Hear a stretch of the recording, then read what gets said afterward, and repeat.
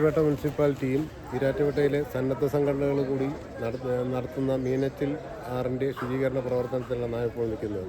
നമ്മൾ ഒരു കാര്യം ശ്രദ്ധിക്കേണ്ടത്, ഈ ആറ് ഈരാറ്റുപേട്ടയുടെ ഇന്ത്യയിലെ ഏറ്റവും കൂടുതൽ പോപ്പുലേഷനുള്ള മുനിസിപ്പാലിറ്റിയാണ് ഈരാറ്റുപേട്ട മുനിസിപ്പാലിറ്റി.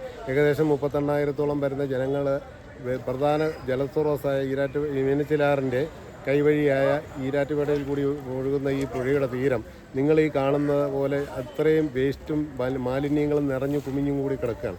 ഈ ജലമാണ് അന്യസംസ്ഥാന തൊഴിലാളികൾ താമസിക്കുന്ന കെട്ടിടങ്ങളിലേക്ക് അടിച്ചു കയറ്റുന്നത്.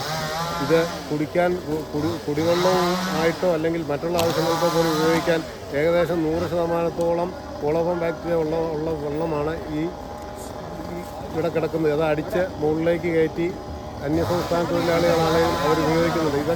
ഇതിനൊക്കെ ഒരു മാറ്റം വരുത്തണമെങ്കിൽ ഈ മീനച്ചിലാറിൻ്റെ സൈഡിലുള്ള കെട്ടിട ഉടമകൾ, ഈ അന്യസംസ്ഥാന തൊഴിലാളികൾക്ക് ഇത് വാടകയ്ക്ക് കൊടുത്തിരിക്കുന്നവർ, നിങ്ങളാണ് ഇതിനകത്ത് പരിപൂർണ്ണ ഉത്തരവാദികൾ. ഇവരെ വാടകയ്ക്ക് കൊടുത്തിരിക്കുന്നവർ ഈ വേസ്റ്റ് ആറ്റിലേക്ക് വലിച്ചെറിയുമ്പോൾ ഒരു ജനത്തിൻ്റെ മേലേക്കാണ് ഈ വേസ്റ്റ് എറിയുന്നത്, അല്ല ഈ വെറും ആറ്റിലേക്കല്ല.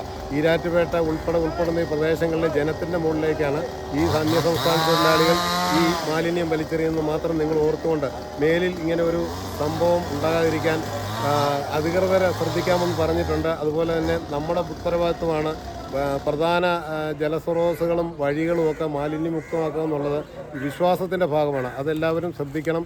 ആരോടും ഒരു വൈരാഗ്യ കുറവുണ്ടായിട്ടോ പറയുന്നതല്ലിത്. ഈ ആറിനെ സംരക്ഷിക്കുക എന്നുള്ള ഈരാറ്റുപേട്ടയിലെ ഓരോ വ്യക്തിയുടെയും ആവശ്യമാണ്. അത് മുൻനിർത്തി തുറന്നുള്ള കാലങ്ങളിൽ ഇവരെ ഈ വേസ്റ്റ് ഇതിലേക്ക് വലിച്ചെറിയാതിരിക്കാൻ ബദൽ സംവിധാനം ഈ കെട്ടിടങ്ങൾ ഉണ്ടാക്കണമെന്ന് മാത്രം അഭ്യർത്ഥിക്കുന്നു.